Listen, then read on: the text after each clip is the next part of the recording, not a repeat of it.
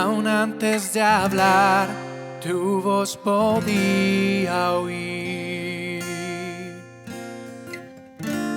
Has sido tan bueno, Dios.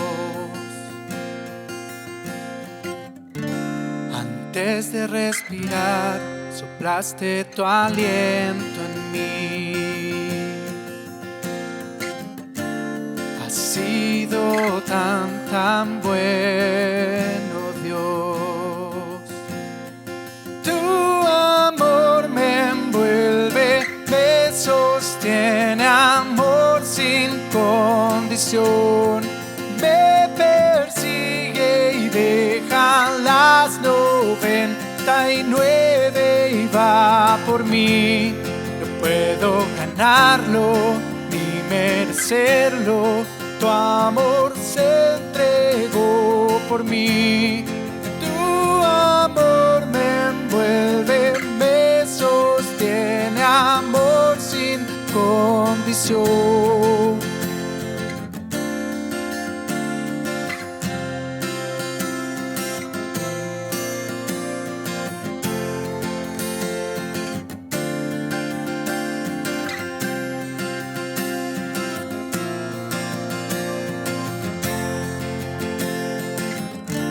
Cuando enemigo fui, tu amor luchó por mí.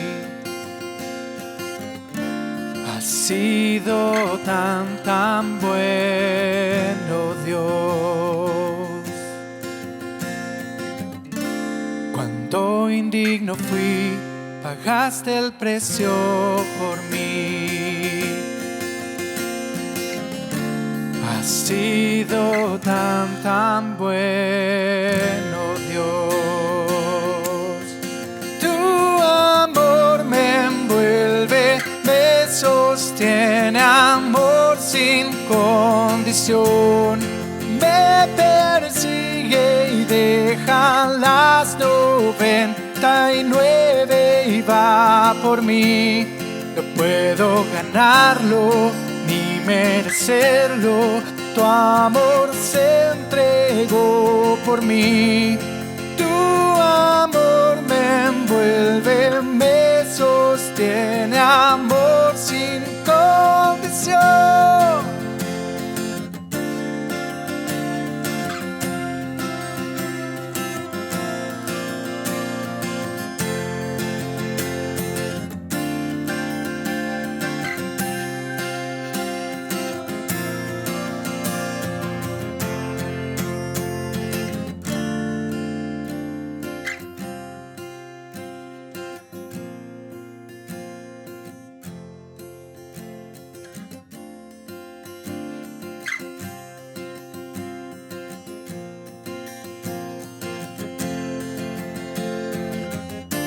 No hay sombra que no alumbres, monte que no escales para encontrarme a mí.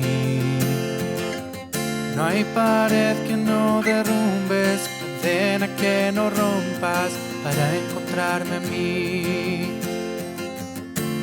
No hay sombra que no alumbres, monte que no escales para encontrarme a mí.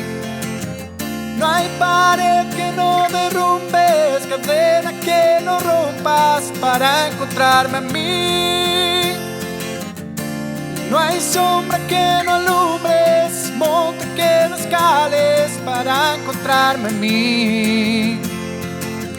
No hay pared que no derrumbes, cadena que no rompas para encontrarme a mí. Tu amor me envuelve, me sostiene, amor sin condición. Me persigue y deja las 99 y va por mí. No puedo ganarlo ni merecerlo. Tu amor se entregó por mí. Tu amor me envuelve, me sostiene, amor sin condición.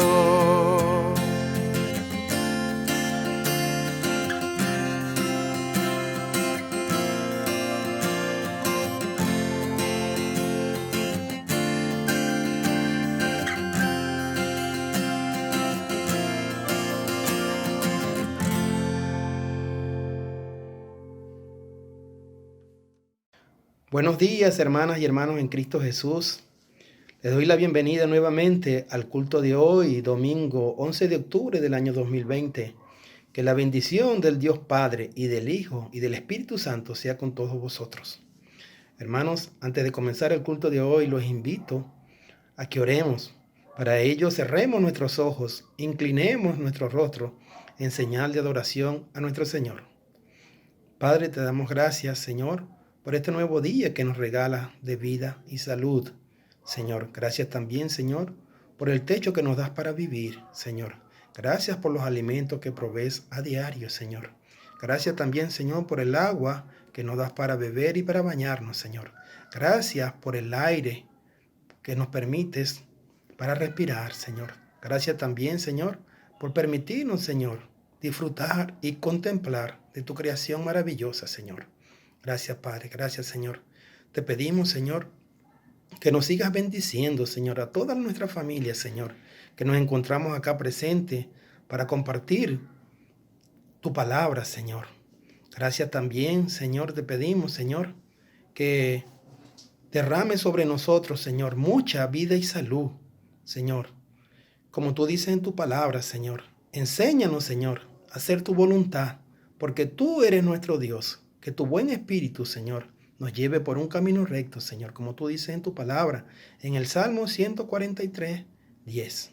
Señor, en este día, Señor, también te queremos pedir, Señor, por toda la humanidad, Señor, por todos los enfermos, Señor, que en estos momentos se encuentran padeciendo, Señor, de alguna dolencia, de alguna enfermedad, Señor, y que no encuentran alivio, Señor. Te pedimos, Señor, por todos ellos, Señor, para que tengas misericordia y compasión, Señor, y pase tu mano sanadora, Señor, por todo su cuerpo, Señor, y le provea sanidad y fortaleza, Señor, para ellos y para todos sus familiares, Señor. Gracias, Padre, gracias, mi Señor. Padre, en este día también te pedimos, Señor, que sanes, Señor, todas nuestras tierras, Señor, que bendigas, Señor, a todos los países del mundo, Señor, que toques el corazón, Señor, para que se arrepientan de sus pecados, Señor, y se conviertan a ti, Señor, y te puedan alabar, bendecir, honrar y glorificar. Señor, porque todo esto que estamos viviendo en la actualidad, Señor, es por desobediencia a ti. Señor, la gente está muy apartada de ti, Señor, como tú nos dices en tu palabra, Señor. En Juan 15:5, separados de mí, nada podéis hacer. Y yo sé, Señor, que esto de la pandemia, del coronavirus, Señor, que estamos viviendo, Señor, es por la desobediencia hacia ti. Señor, te pido, Señor, que ilumines, Señor, nuestros corazones, nuestras mentes, Señor, para que cada día busquemos más y más de ti. Señor, que no vivamos para el mundo, Señor, que vivamos para ti, Señor. Gracias, Padre, gracias, Señor, te lo pedimos, Señor, en el nombre todopoderoso de Cristo Jesús, Señor nuestro. Amén y amén. Hermanos, a continuación les voy a leer un pasaje de la Biblia, del libro de Romanos, que se encuentra en en el capítulo 12, versículo 1 al 13, y dice así: deberes cristianos. Así que, hermanos, os ruego por la misericordia de Dios, que presentéis vuestro cuerpo en sacrificio vivo, santo, agradable a Dios, que es vuestro culto racional. No os conforméis a este siglo, sino transformaos por medio de la renovación de vuestro entendimiento, para que comprobéis cuál sea la buena voluntad de Dios, agradable y perfecta. Digo pues, por la gracia que me es dada a cada cual que está entre vosotros, que no tenga más alto concepto de sí que el que debe tener, sino que piense de sí con cordura, conforme a la medida de fe que Dios repartió a cada uno. Porque de la manera que en un cuerpo tenemos muchos miembros, pero no todos los miembros tienen la misma función, así nosotros, siendo muchos, somos un cuerpo en Cristo, y a todos miembros los unos de los otros. De manera que, teniendo diferentes dones, según la gracia que nos es dada, si es el de profecía, úsese conforme a la medida de la fe, o si es de servicio, en servir, o el que enseña, en la enseñanza, el que exhorta, en la exhortación, el que reparte, con liberalidad, el que preside con solicitud, el que hace misericordia con alegría. El amor sea sin fingimiento, aborreced lo malo, seguid lo bueno. Amaos los unos a los otros con amor fraternal. En cuanto a honra, prefiriéndoos los unos a los otros. En lo que requiere diligencia, no perezosos, fervientes en espíritu, sirviendo al Señor, gozosos en la esperanza, sufridos en la tribulación, constante en la oración, compartiendo para las necesidades de los santos, practicando la hospitalidad. Es palabra de Dios, te alabamos, Señor. A continuación los dejo con el culto de hoy en las palabras del pastor Alfredo Gallinuzzi. Que tengan un feliz y bendecido día. Saludos.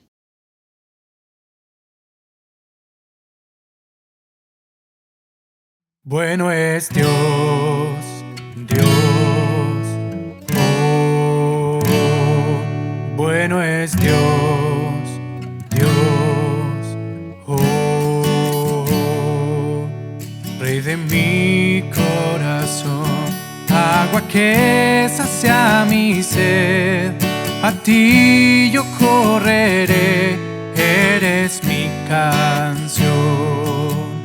Rey de mi corazón, sombra que me cubrirá, refugio en tempestad, eres mi canción.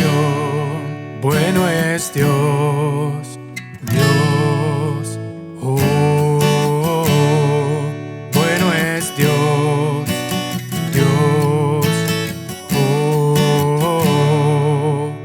Rey de mi corazón, soplo que llena mi ser, mi ancla firme y fiel, eres mi canción. Rey de mi corazón, fuego que arde en mi interior, de mis días lo mejor, oh, mi canción. Bueno es Dios, Dios, oh, bueno es Dios, Dios, oh, bueno es Dios, Dios, oh, bueno es Dios, Dios, oh, bueno es Dios, Dios, oh, tú no me dejarás, no me dejarás jamás. Tú no me dejarás, no me dejarás jamás. Tú no me dejarás, no me dejarás jamás. Tú no me dejarás, no me dejarás jamás.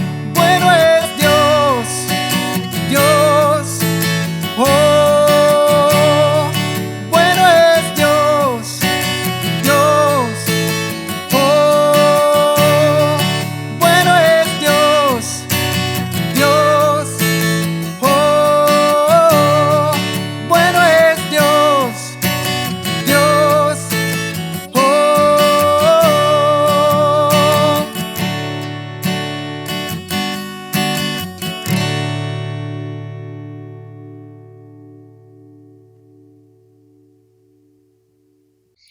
Olá, é muito bom estar aqui novamente com vocês. Que bueno que podemos nos reunir, mesmo que aún de forma virtual, para buscar o rosto do Senhor, buscar suas enseñanças, buscar realmente aprender para poner em prática em nossas vidas a palavra de Deus. E nós já estamos finalizando nossa série de mensagens basadas em o livro Confie em Sua Palavra, do pastor Kevin DeYoung. E eu espero que esteja sendo fortalecido em tu fé, assim como eu he sido com este livro. Hoje seguimos buscando a resposta à pergunta que vimos em el último domingo. Que creía Jesus acerca de la Bíblia? Assim que busquemos outro texto mais sobre a visão de Jesus acerca de la Bíblia, que se encontra em Mateus 12, versículos 38 hasta el 42, e o título em la NVI é La señal de Jonás. Algunos de los fariseus e de los maestros de la lei lhe dijeron: Maestro, queremos ver alguma señal milagrosa de parte tuya. Jesús les contestou, esta geração malvada e adúltera pide uma señal milagrosa, pero no se le dará más señal que la del profeta Jonás. Porque assim como 3 dias e 3 noites estuvo Jonás em el vientre de um gran pez, também 3 dias e 3 noites estará el Hijo del Hombre en las entrañas de la tierra. Los habitantes de Nínive se levantarão em el juízo contra esta geração e la condenarão, porque ellos se arrependieron al escuchar la predicación de Jonás. E aqui tienen ustedes a uno más grande que Jonás. La reina del sur se levantará en el día del juicio y condenará a esta generación, porque ella vino desde los confines de la tierra para escuchar la sabiduría de Salomón. E aqui tienen ustedes a uno más grande que Salomón. Essa história é só um exemplo de como Jesus trata da história bíblica como um sencillo registro de hechos, ou seja, coisas que ocorreram. Se há alguma referência do Antigo Testamento que pode ser questionada, sem dúvida é a história de Jonás. Sin embargo, Jesus habla com muita confiança sobre Jonás em el ventre del gran pez, como se ele e todos seus oyentes não tiveram nenhum reparo sobre a exatitude histórica deste relato. A decir verdade, alguns eruditos, incluso aqueles que têm um alto conceito da escritura, questionam se devemos tomar a história de Jonás literalmente. Depois de todo, a narrativa provém de um livro obviamente histórico, como Reis, Crônicas ou Êxodo. Jesus pode haver hecho a referência de Jonás de la mesma maneira que nós outros poderíamos referir-nos a uma peça literária bem conhecida. Quizá Jesus quis dizer como Jonás, assim como nós outros poderíamos dizer hoje dia como Lucas Skywalker e Ben Kenobi. Quizá Jonás é uma fábula e nunca foi concebida para ser leída como história. Esta explicação hasta suena como plausível, excepto que não funciona, tendo em conta o resto do discurso de Jesus. Se Jonás só foi uma referência literária, é curioso que ao mesmo tempo Jesus haya mencionado a la Reina del Sur, que claramente era uma conhecida figura histórica. Mas criticamente, é difícil justificar a linguagem de Jesus sobre os homens de Nínive, levantando-se para juzgar a Capernaum al final de los tiempos, se a maioria ou toda a história de Jonás não deviera ser tomada literalmente. Seria como fazer uma alusão artística sobre los Jedi, e logo emitir uma muito séria advertência à tua audiência actual de que os clones Stormtroopers se levantarão para juzgá-los e condená-los. Simplesmente não tem muito sentido. Há um teólogo chamado Titi Perón, que há muito tempo, comentando sobre o peligro tão real em que Jesus considerava que estavam seus oyentes, dijo assim: e aún assim, suponhamos que ele disse que pessoas imaginárias, que estavam em uma predicação imaginária de um profeta imaginário, se arrependeram imaginariamente, se levantarão aquele dia e condenariam a real impenitência de los oyentes reales de Jesus. Por el contrário, em los evangelhos, vemos a Jesus referir-se a Abel, Noé, Sodoma e Gomorra, Isaac, Jacob, el maná del desierto, la serpiente en el desierto, Moisés como el dador de la lei, Davi e Salomão, la reina de Sabá, Elias e Eliseu, la viúva de Serepeta, Naamã, Zacarias, incluso Jonás, e nunca questionar um solo evento, milagro ou afirmação histórica. Jesus claramente creía em la historicidade da história bíblica, de toda a história bíblica. Em vez de buscar maneiras de resgatar a Jesus de sua confiança em la história como apresentam as Escrituras, nós outros devemos estar preparados para aceitar que se Jesus está em lo certo em como maneja a Bíblia, então a alavanca de la alta crítica bíblica deve estar equivocada. Les dou alguns exemplos. Em los últimos 150 anos, aproximadamente, muitos eruditos modernos han sostenido que o Antigo Testamento está lejos de ser lo que parece. Eles dizem que os primeiros 5 livros da Bíblia não foram escritos por Moisés, sino que são o produto de uma elaborada combinação de diferentes fontes, algumas delas quais têm 1000 anos mais que Moisés. Isaías não foi escrito por Isaías, sino por 2 ou 3 diferentes Isaías, cujas predicações proféticas em realidade tiveram lugar antes de que eles hubieram escrito. Pero detengamos-nos pouco a reflexionar. Em el caso os eruditos liberais tenham razão, então simplesmente a Igreja estaria leyendo a história de Israel de uma maneira equivocada durante quase 2 milênios. A história de Israel não se trataria de siglos de luta por ser fieles ao único e verdadeiro Deus e obedecer sua lei. Lo que realmente hubiera sucedido seria desenvolvimento evolutivo, através do qual Israel foi do animismo ao politeísmo, logo ao enoteísmo, ou seja, adorar a Deus em particular, pero reconhecer a existência de muitos, ao monoteísmo e, finalmente, ao legalismo sacerdotal. Há livros que, hasta hoje, afirmam que o Êxodo seria posterior a Ezequiel. O primeiro livro de Samuel, que se pensava que foi escrito depois de dar a lei, em realidade descreveria a vida de Israel antes da lei. E o Pentateuco, em vez de ser o cimento, a base para a vida e a religião de Israel, hubiera venido solo depois que os dias de glória de Israel hubieran passado. Isto hasta parece simples para gran parte da erudição moderna, pero não está nem remotamente conectado com o que vemos de Jesus, como Jesus interactuava com o Antigo Testamento. Jesus creia que Israel, durante sua larga história, estuvo bajo el tutelage de Jeová, que Moisés lhes deu pacto nacional por el qual vivir, que se o Pentateuco vino al princípio da história de Israel, não al final, e que os profetas reganhavam e refinavam a Israel por seu fracasso em seguir os mandamentos de Deus dados em El Sinai. E aún assim, se o revisionismo histórico de los críticos modernos estiver em lo certo, Jesus estaria enormemente equivocado ao crer todo isto. Então, pensemos pouco. Não é mais verossímil que Jesus conhecera a história judia melhor que os críticos alemães que apareceram como que 2000 anos depois? Não é mais seguro ponermos ao lado de Jesus e adotar sua imensamente alta visão da inspiração e da compreensão racional da história e da cronologia bíblica?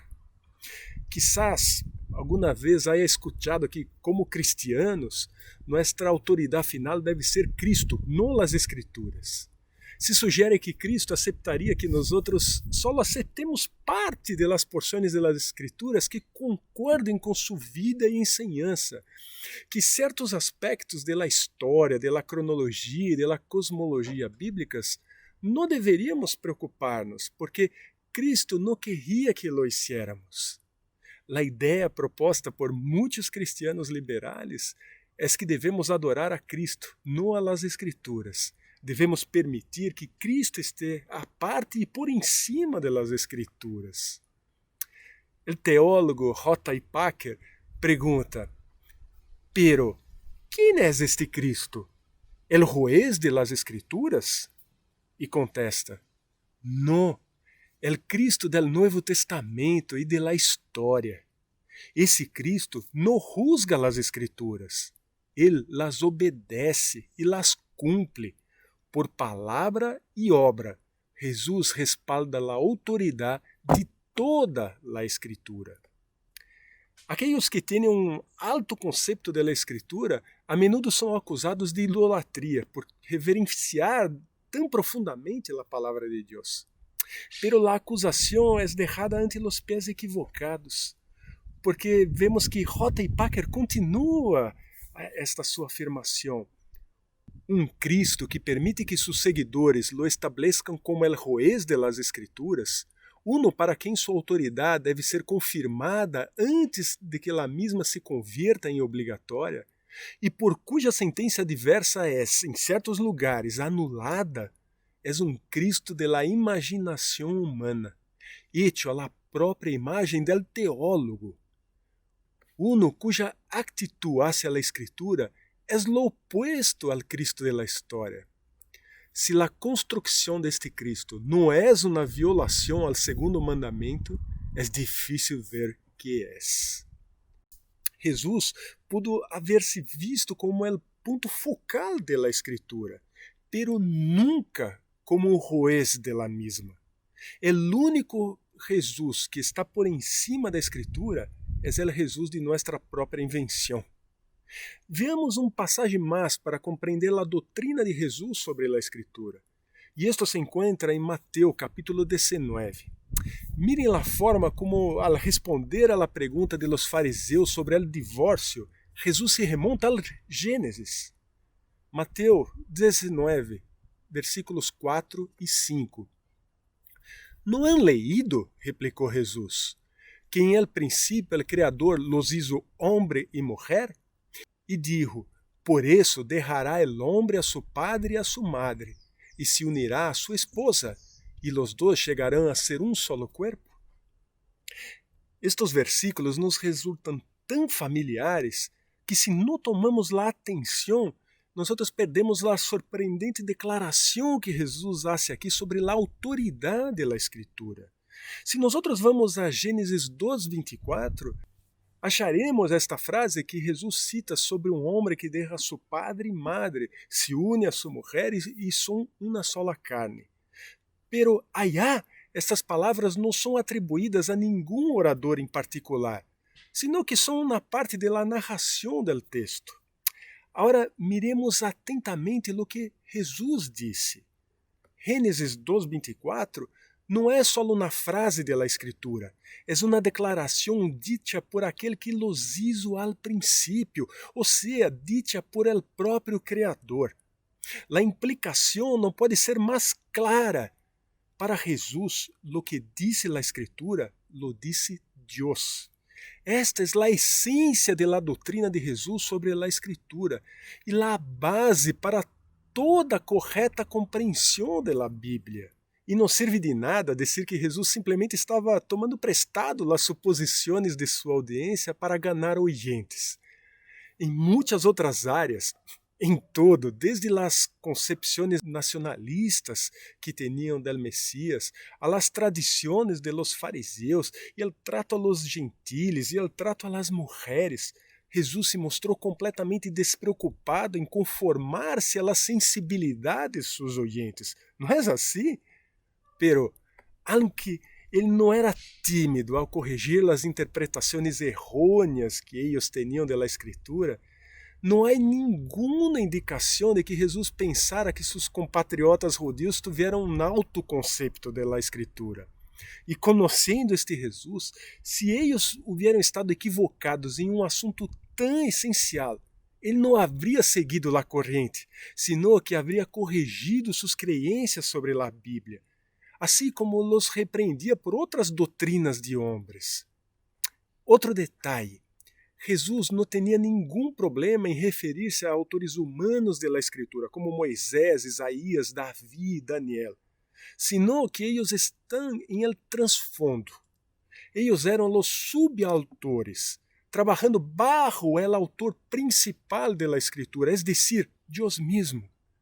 Por lo tanto, Jesus podia citar o Salmo 110 em Marcos 12, versículo 36 e dizer, Davi mesmo, hablando por el Espírito Santo, declarou. Assim como Pablo em Romanos 9:17 e Gálatas 3:8 pode usar a Escritura como el sujeto, donde Deus é el que habla em el Antigo Testamento.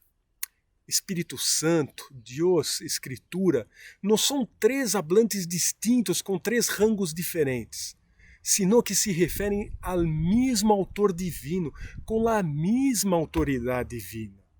Por essa razão, Jesus pode hacer callar ao diabo, dizendo, escrito está. E pode afirmar sem nenhuma indicação de controvérsia ou hipérbole, que o Criador do universo escreveu Gênesis. Para Jesus, a Escritura é poderosa, A Escritura é decisiva e a Escritura é autoritativa, porque não é nada menos que a voz de Deus. Por isso, Jesus tinha a Escritura em la mais alta estima possível. Ele conhecia sua Bíblia intimamente e la amava profundamente. A menudo, Jesus falava com a linguagem da Escritura e facilmente aludia a ella. Em los momentos de prueba e debilidade mais grandes, como ser tentado por el diablo ou ser muerto em la cruz, Jesus citava as Escrituras. Queridos, a missão de Jesus era cumprir a Escritura. E sua enseñança sempre mantinha em alto a Escritura. Nunca lhe faltava al respeito, la ignorava ou discrepava com um solo texto da Escritura. Jesus afirmou cada ápice da lei, a profecia, a narrativa e a poesia, e nunca, nem por um momento, aceitou a legitimidade de alguém que violara, ignorara, refinara ou rechaçara a Escritura. Jesus creía na inspiração da Escritura, de toda ella. Aceitou a cronologia, os milagros e as atribuições do autor, al dar simples hechos de la história. Ele creía em guardar o espírito de la lei sem minimizar a letra de la lei. Afirmava a autoria humana de las Escrituras, mientras que al mesmo tempo dava testemunho de la autoria divina final. Ele tratava a Bíblia como uma palavra necessária, suficiente, clara e final. Nunca foi aceitável em sua mente contradizer as Escrituras ou colocar-se por em cima de elas. Ele creía que a Bíblia era completamente verdade, edificante, importante e toda acerca de ele. Jesus creía absolutamente que a Bíblia provenia de Deus e que não tinha nenhum erro. Lo que a Escritura disse é Deus quem lo disse. E lo que Deus dijo foi registrado infalivelmente em la Escritura. Assim, queridos, esta, então, pode ser a única resposta aceitável à pergunta inicial sobre a doutrina de Jesus sobre a Escritura. É impossível venerar as Escrituras mais profundamente ou afirmá-las mais completamente que como lo hizo Jesus. O Senhor Jesus, el Hijo de Deus e nuestro Salvador, creía que sua Bíblia era a palavra de Deus em suas orações, em suas frases, em suas palavras, as letras mais mínimas e os pontos mais ínfimos, e que nada em todos estes pontos ínfimos, em todos os livros da Santa Bíblia, podia ser quebrantado.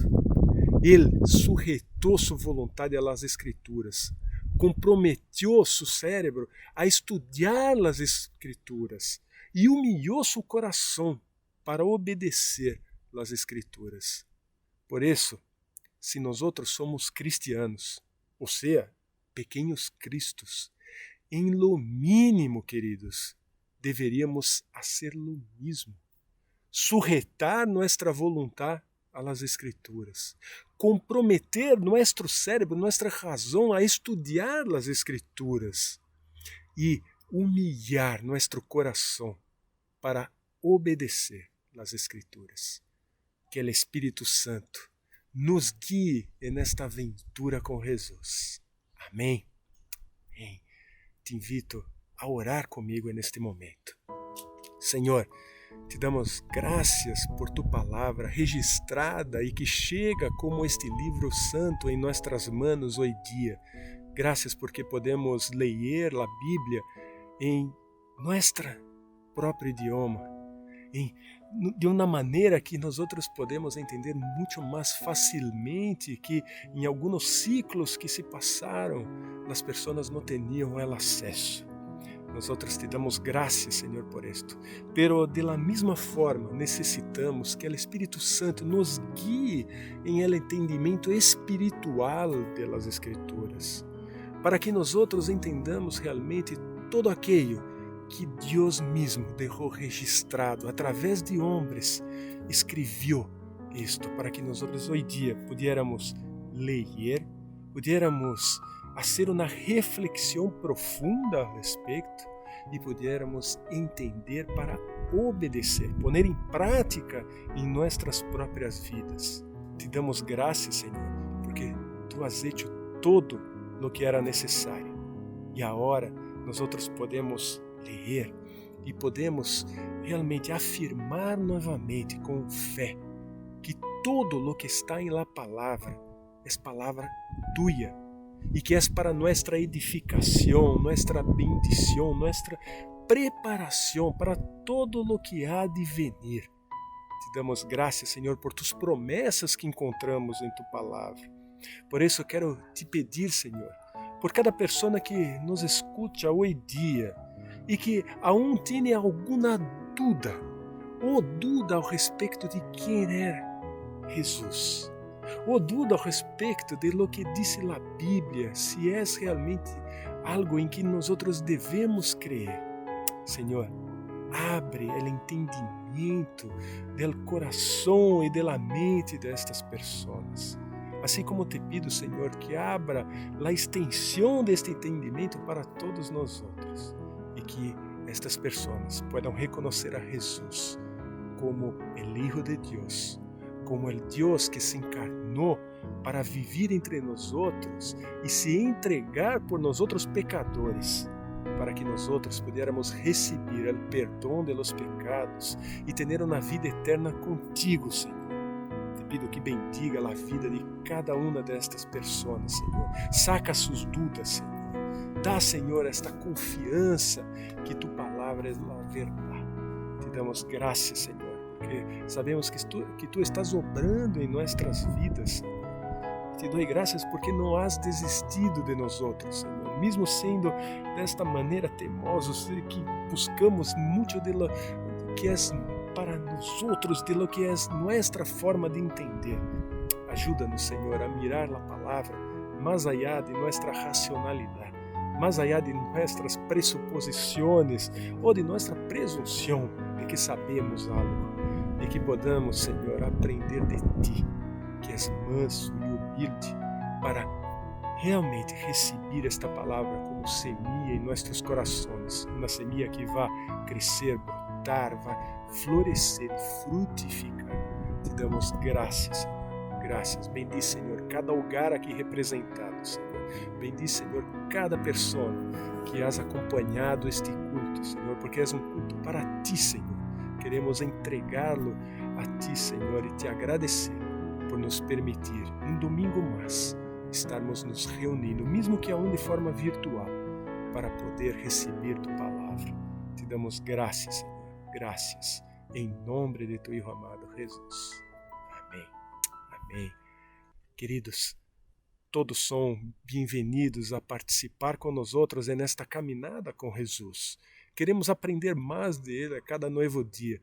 Por isso, não nos contentamos solamente com esta reunião do dia domingo, sino que nos encontramos durante a semana em los grupos pequenos de comunhão. Grupos pequenos onde nós outros nos reunimos, não somente como uma reunião social, sino que é para aprender mais entre nós outros, nos edificarmos uns aos outros, pastorearmos uns aos outros, aprendermos mais da palavra, orarmos juntos, interceder uns por los outros. Por isso, te invito a participar desta instância. Não te quedes afuera, não te quedes afuera. Deus tem grandes bendições para ti. E a fé é alimentada quando nós outros vamos vendo como Deus está obrando em la vida de cada um de nossos irmãos e irmãs. Assim que, venga, participa com nós outros. Se tem dúvida, escreva-nos e nós outros vamos entrar em contato contigo.